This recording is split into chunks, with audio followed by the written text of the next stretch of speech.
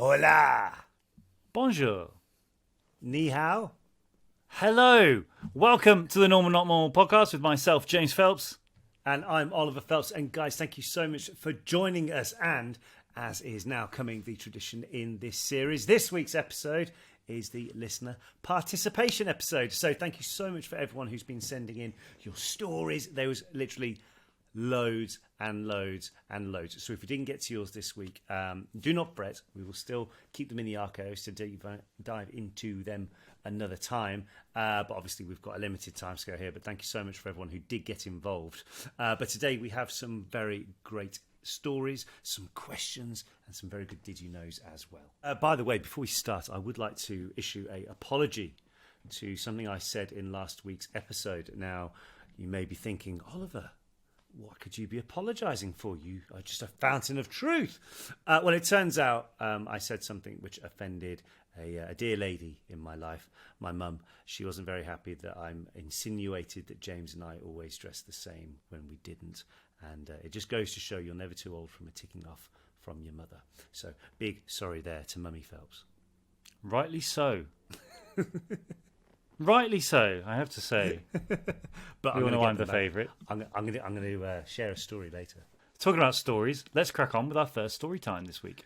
Yes, let's do that. So this story time comes from Luca, and unfortunately, we're not too sure where Luca is from. However, if you are going to be sending a story in, guys, if you do want to tell us where you're from, feel free. But if you don't, that's totally cool. But anyway, let's get back to Luca's story. And she says, so a few years ago, I was on a family trip to Florida with my parents and my sister. Now, I'm a huge Harry Potter fan, so the main thing I wanted to do was visit the Wizarding World of Harry Potter at Universal Studios Orlando.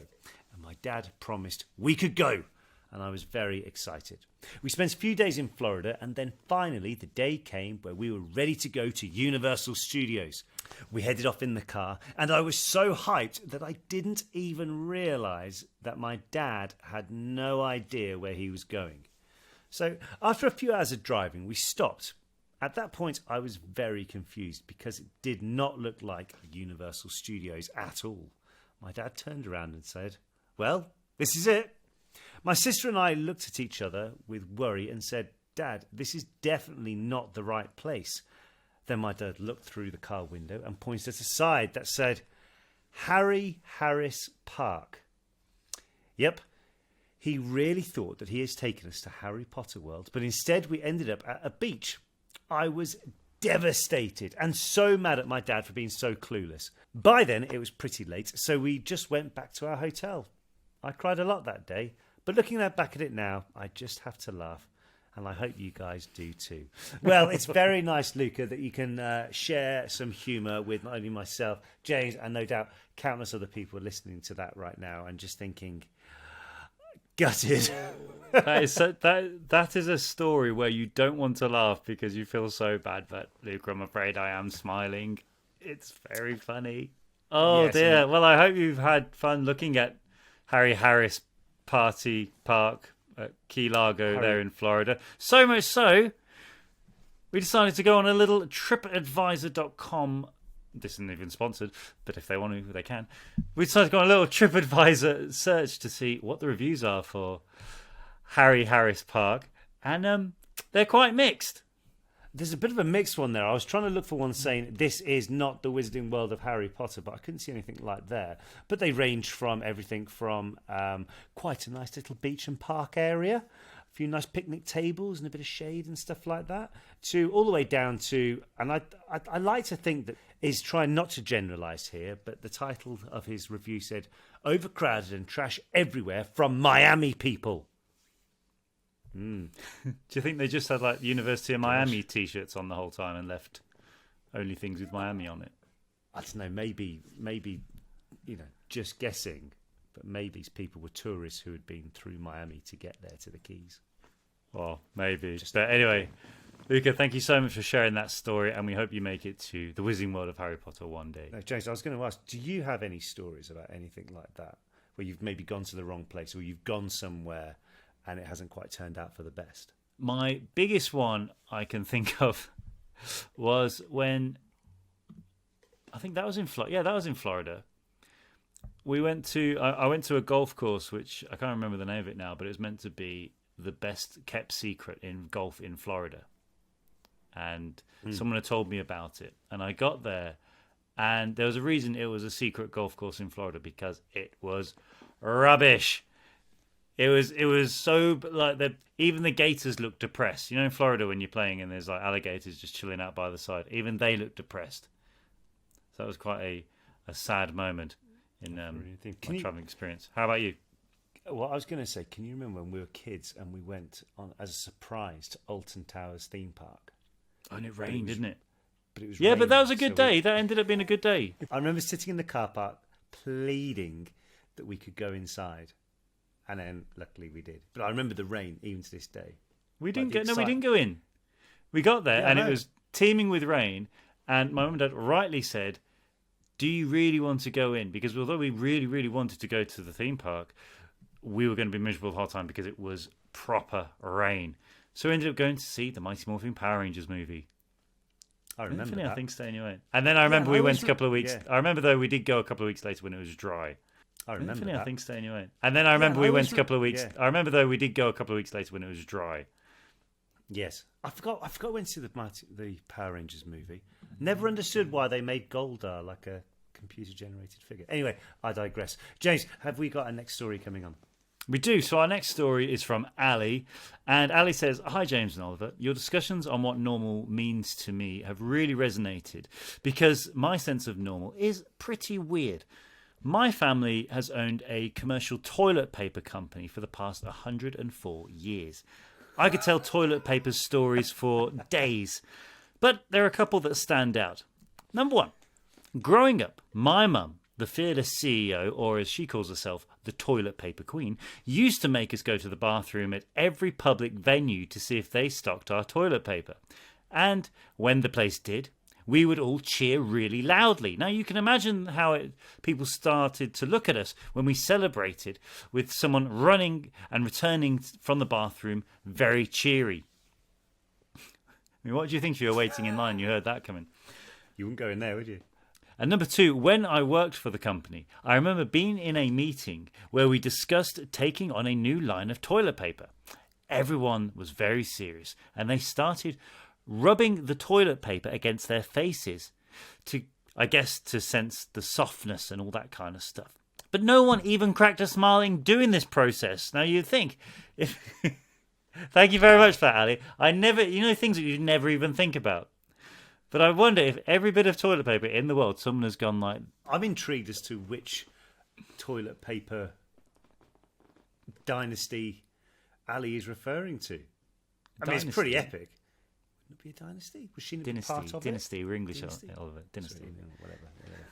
I'm trying to think. Right, what family of lineage Ali is talking about here? Like toilet paper. Her mum refers to herself as the toilet paper queen.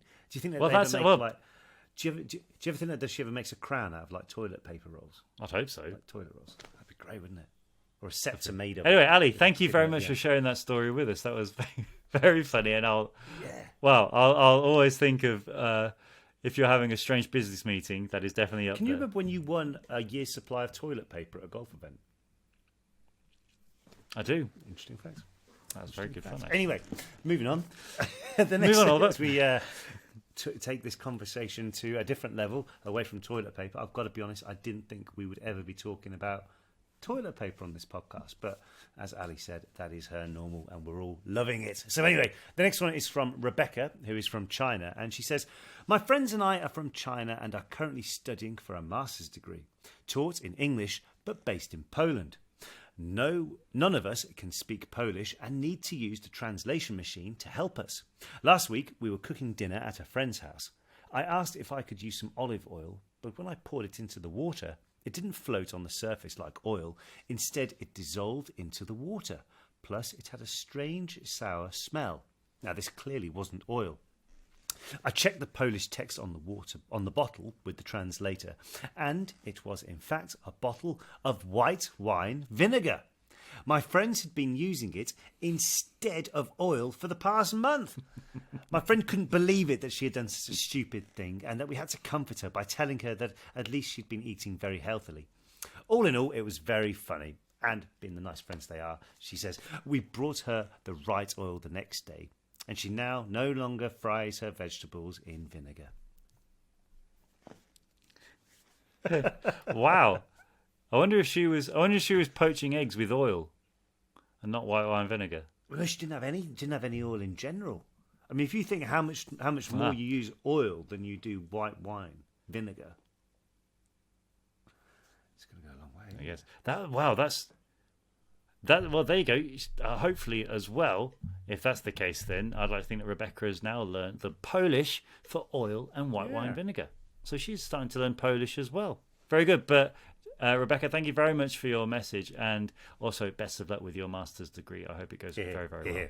Oliver, do you have any language barrier disaster stories? Not really like disaster stories, but in terms of like a language barrier and, like food or something like that. Now, there's one thing that I've realised in my age is that obviously when you go places and people speak English to you, they say it with an accent.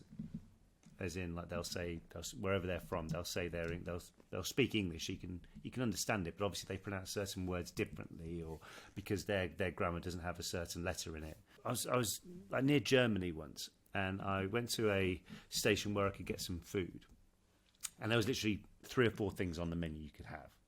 There was currywurst, there was a sandwich, there was I think some schnitzel, and some soup. Right, so I just said, could I please have the currywurst? Well, I didn't even say that. I just smiled and said, currywurst, please. And the lady looked at me as like, what? So I slowed it down and tried to put a bit of an accent on it and said, currywurst. And again, she looked at me like, what? So I went even slower and said, currywurst. The man next to me suddenly cut in and said, I'll order for you. Said it, and I swear he just said currywurst. And she said, oh, okay. I looked at him like, why didn't you know that? I thought, there isn't that many differences to curry, especially when the actual word is currywurst. And I'm not asking for anything else what's there. Or do you think that person was just being a bit awkward? Probably a bit of both, I imagine. I don't know. Maybe. I remember when we were in Norway and my pal was with me, and he was trying to say thank you. And thank you in Norwegian is tak. But he was saying tak. Okay? Can't see much difference there. However, in Norwegian, a longer tak means roof or ceiling. So he was saying to the lady, ceiling, which that always makes me giggle. And speaking of Norway, this story time leads into a question, and it's from Annika in Norway. Tak, Annika. When I was in 6th grade, I was at a friend's house, and we had this brilliant idea to do flips on the sofa. Let's face it, who hasn't at that age? I banged my head against the windowsill and got a thin scar on my forehead that looks a lot like the Harry Potter scar, which I get told about a lot by friends and family. So when I look in the mirror, my Harry Potter scar reminds me not to jump on the sofa. Thank you very much for making my day with your podcast. And I have to ask, do you have any injuries that you'd like to tell us about? So, Annika, great question. First of all, I hope that scar reminds you never, ever jump off a sofa again. I have a couple of scars, actually. So I've got one in the middle of my head where I fell over as a little boy and banged it. And I've got another one on my eyebrow, which again, I fell over in the playground as a little boy and had to have stitches. But I was a very brave boy, and I remember getting a Ghostbusters Ecto-1 toy because I was such a brave little lad. All the things. I've got a lump on the back of my head where I fell out a tree. Scar on my knee where I fell where I was running. My shoulder doesn't work completely correctly from skiing. A couple of injuries. Oliver, finished? do you? Gosh, I thought we were going to go through your medical history. Little war wound. A little lump on the back of my head always reminds me, don't climb a tree whilst thinking that you're being safe by wrapping I basically had a skipping jump rope around my waist and decided if I climbed that way, like around the tree instead of just straight up, then if I fall, then something will stop me. But in fact, it just seemed to whip me around even more. That day because you actually fell down, landing on a hard ornament on the floor, and having watched a rescue program on the TV a couple of days before where they were talking about compression on the wound, I remember just grinding your head into the floor, making sure there was a lot of pressure on the back of your head to keep the blood in. And the doctor said, really well helped me. done, well done. I remember that. In terms of scars or anything like that for me, I haven't really got any. I've got like a small one on my wrist, which was from wearing a bracelet, and it had like a little metal clasp on it, and going to a rock club and getting in a mosh pit, and someone knocked into it, which the like little clasp thing cut into my skin, and then next thing you know, there's blood everywhere. Fun stories. Anyway, Annika, thank you very, very much for your message and your incredible Harry Potter. If anyone's stuff. listening, take Annika's advice. Don't try and do somersaults off your sofa, especially by a windowsill. Do it off your bed. There's more landing space. Or someone else's house. Anyway, the next question is from Ariana, and she says, did Julie Walters purposely mix you guys up at the start of the first Harry Potter movie, or did she actually forget who is who? I'm pretty sure that was in the script. It was in the script, but even if Julie did get us mixed up to start with, I'll let her off because that was literally the first day we ever met her, wasn't it, on the platform? Yeah. But she, like, I think all of it, like, all the Weasleys were very good at never getting us mixed up. Yeah, it was quite funny how that. It was like the family click happened very, very instantly. And now the next question has been sent in by Matty, and Matty sent it as a voice note. Hi, James and Oliver. My name is Maddie. I just want to start off by saying I'm a huge fan of your podcast and a huge Harry Potter fan. So the fact that I get to send you this for your podcast is really, really insane. But I just have a question for you. I was wondering if you were superstitious or not, or do you get deja vu at all? Because I know that ever since I was little, I have always been very, very superstitious. And it all started one day I was at my grandma's house, and my dad was helping my grandma do work on her roof, and he had a ladder, and I walked under it, and the next thing you know, 2 seconds later, I trip and fall, scrape my knee, and I fall in a muddy puddle. And that was right after I walked under the ladder. So, and walking under a ladder is one of the biggest superstitious things around. So that kind of made me be like, oh, let me avoid going under ladders. And my whole life I've kind of been cautious. I've never broken a mirror. I've always tried not to. So that's my question, if you ever get superstitious or not. Have a good day, guys. Thank you, Matty. That was a really good story. And before we get on to the rest of your points, I'm so happy to hear that when you started off by saying your dad was on a roof at your grandma's house and you walked under the ladder, I was so worried that you were going to say that he fell off it because you walked under it, or you knocked the ladder off and he couldn't get off. Not that it makes your trip and fall into some mud any better, though. In terms of superstition, I kind of grew out of it, I think. I used to be, certainly when I was younger, but I think I got that more from my mum. And my mum was always someone who was like, don't cut your toenails on a Tuesday or a Friday. Tuesdays, Fridays, Sundays. Don't open an umbrella inside, which I suppose is just common sense. Walking under a ladder. And then there were other extremes as well, which went on to, not from my mum, but other people I know who. So in England, some of the, like the phone line manhole covers on the pavement are in threes. And I know people to this day who will walk around if they see three covers on the pavement. The whole like seeing a black cat and stuff like that. But I've kind of grown out of that, I suppose. I don't know whether it's superstition or just habit, but whenever I get on an aeroplane, I always look at the pamphlet with like the safety thing on. I'm not even paying attention to what's in the pamphlet at this point because it's all pretty much the same thing. Although they do vary from aircraft to aircraft. But that's just my thing when I get on a plane is that's what I do. And we've been traveling a lot recently, so I remembered that's kind of the thing that I just do. I don't know if it's a superstition or not. But I know people that. So a guy I used to go to the football with, he would have to walk the same way every day. Every game. And there was a road sign which he would have to tap 3 times. Like it kind of put me on edge by the end of it. I was like, mate, we're not winning anyway. Like, just try something different. I was going to say.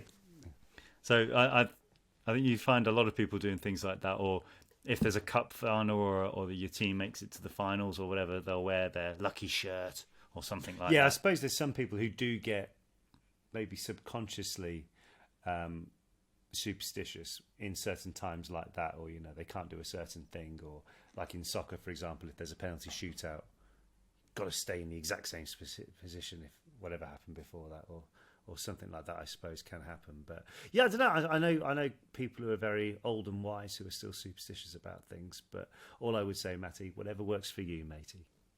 Very much, very much. Thank you very much for sending that in, Matty. And now, Oliver, we're going to move on to my favourite part of the show. Well, they're all my favourite parts of the show, but something which I especially enjoy, the Did You Knows. Yes, and this week's first Did You Know comes from a listener in China who, unfortunately, didn't include their name, so we'll say anonymous. Did you know that because sloths live in humid environments, moss and other similar plants sometimes grow in their hair? Sloths also have poor eyesight. These 2 factors sometimes lead to a sloth grabbing their own arm, thinking it's a branch, and then falling out of their tree. Do you reckon they fall really slowly? Like, oh no. I reckon they they probably start going, like, the eyes come up, pop out, I imagine. Very good. Thank you very much for your Did You Know? That was amazing. But please, please, please include your names. And if you can write it in English, that'd be great, because we don't know how to read any Chinese symbols. Yeah. I'm afraid. But thank you very much for your message. The next Did You Know is from Danielle in Australia. And she says, my Did You Know is a fact about an entire species of bird that lived on a small island about 100 years ago. They were hunted to extinction in 1 year by a cat named Tibbles that belonged to the lighthouse keeper. Now, I did a bit of research on this, Daniel, and you are in fact correct. So, the bird that was driven out of existence was the Stevens Island wren. And so what happened was that there's the wren, the breed of bird. This wren was not too dissimilar, or very, very like the New Zealand wren that we have today. And a lot like the kiwi and birds like that. Very, very small, fit in the palm of your hand. Anyway, they all, when the European settlers came to New Zealand, birds and disease and all things like that started dwindling the population down already. So they all migrated to this one little island, Stevens Island, which is where this lighthouse eventually came. So that's why they're only there. The cat came, and within a year, there we go. No more Stevens Island wrens. I mean, it says something not only for the cat, but also the lighthouse keeper. You'd thought he'd just get annoyed by seeing this many dead birds that his cat's been mauling. Well, no, the cat keep bring. As from what I've read, the cat brought them to him as like a gift. But yeah. I guess if that's your own, like the cat is your friend on the island. Yeah. Maybe on the first you'd be a day bit worried. Then what happens when all the birds are gone? Then it's going to look at you. I was going to say, what if he showed on the first day he showed some interest in a bird and was just like, hello, and the cat thought, no, I'm not having this. But I did. But in researching this, thank you very much for that as well, Danielle. That was very, very kind. I did learn that apparently, did you know the kiwi is on the endangered list? Is it? It is. Is that because let's it's only save our found there? kiwis? But anyway, guys, thank you so much for joining us this week. As we said, it's coming tradition now, the listener participation episode, so we keep it a little bit shorter than the normal interviewing programs, but hopefully it's brought a great big smile to your day. Thank you so much for all the input that everyone's had, not just the messages of support and just saying how much they like the podcast with the lovely reviews that you've been leaving, but also people who've been helping participate into the episode. So if you do wish to continue getting involved, I suppose would be the right term, keep sending your story times, your questions, your did you knows to the normal email address, which is normalnotnormalpodcast@gmail.com. That's normalnotnormalpodcast@gmail.com. And join us next week for the next episode of Normal Not Normal. That's right. Next week, we're going to be speaking to a very, very exciting guest. So we're looking to share that with you next week. Until then, like Olive said, please continue sending in your facts, your did you knows, your stories, your questions, all that. And thank you very much for making this such a fun time for us to read them. And also for you guys to listen. We can't thank you enough for all your support. So until then, guys, have an amazing week. See you next time. And I'll kind of peek then. Goodbye. Choose.